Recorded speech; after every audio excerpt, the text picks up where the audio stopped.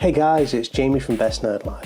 First, a big shout out to Pineapple Works for providing me with a review code for the Switch version of this game. Okay, down to business.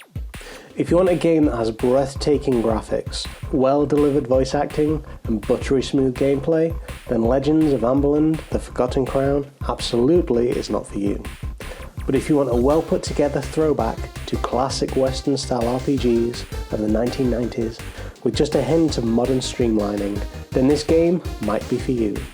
Released back in 2019 by publisher and developer Silverina Games, this well-received title has been ported to Nintendo Switch by Pineapple Works. As I said, Legends of Amberland doesn't have all the aforementioned modern aspects of gaming. This game can offer you plenty of other more substantial things though. I want to mention the in-depth character creator, something that you'll use to fill up your team of 7 characters before you even set foot into this mysterious world. When new game is selected, you can choose 4 difficulties ranging from easy to insane. After this is selected, the character creation menu appears. Once a race is chosen, a sub-race can be selected.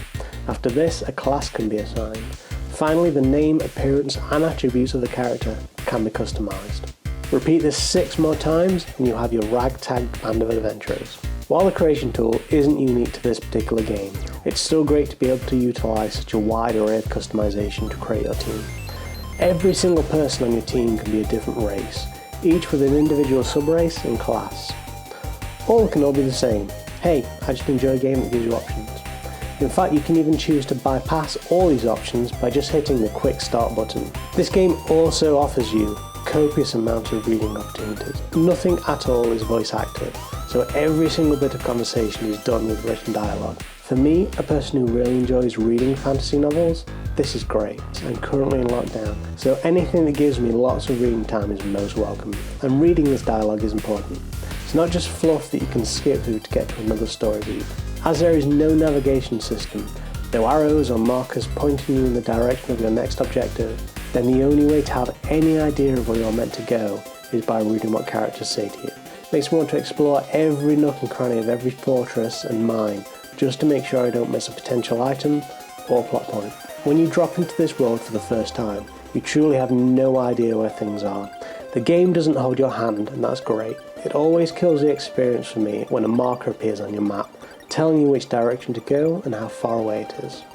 Another way this game doesn't hold your hand is the apparent lack of tutorial. There is a few screens of text tucked away in the main menu that explains a few aspects of the game, a few sentences about the story, and a few pointers here and there about some game mechanics.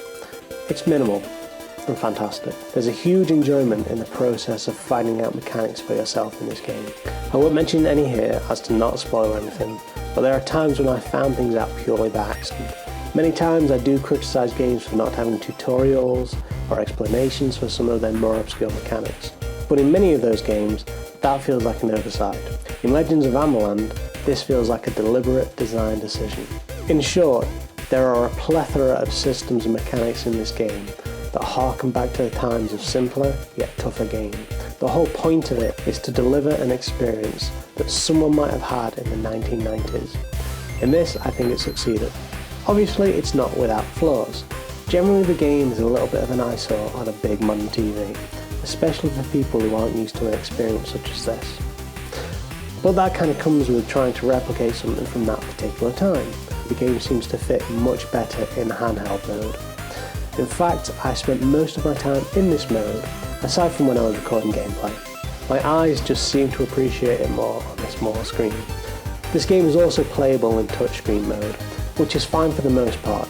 However, some of the buttons are slightly too small for my pudgy fingers to press, and you seem to lose some functionality when using it like this. I found that some menus were very difficult to navigate. An example is a map screen.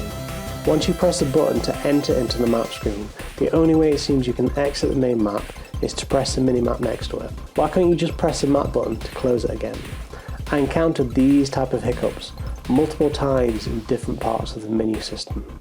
It seems almost ironic that a game with such a sound retro aesthetic stumbles ever so slightly when introduced to a modern concept like a touchscreen. I applaud the inclusion of touchscreen capabilities, as it does seem to be a good fit. Overall, I did really enjoy my time with Legends of Amberland. It brought back a strong feeling of nostalgia and a little bit of dread about how old I'm starting to get. If nothing else, it's a game that shows how far gaming has come in a relatively short period of time. What this game lacks in modern comforts makes up for in old school sensibilities. Having said that, let me know your thoughts on Legends of Amberland, retro RPGs, and anything else Nintendo down in the comments below. If you enjoyed this video, then like, subscribe and share with your friends. Thanks for your time, and don't forget to live that best nerd life.